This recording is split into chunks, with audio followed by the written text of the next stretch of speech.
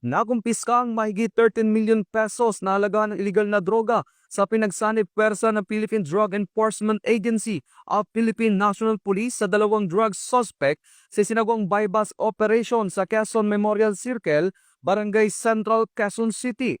Kinilala ng mga otoridad ang mga naarestong suspect na si alias JP, 44 anyos at alias Kini, 22 anyos.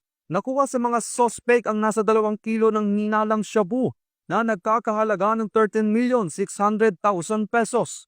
Isang sasakyan, 2 cellphone na gamit ng suspect sa pakikipagtransaksyon. Maharap ang mga suspect sa kasong paglabag sa RA 9165 o Comprehensive Dangerous Drugs Act of 2002. Ito ang bagong PNP para sa bagong Pilipinas, serbisyong mabilis, tapat at nararamdaman.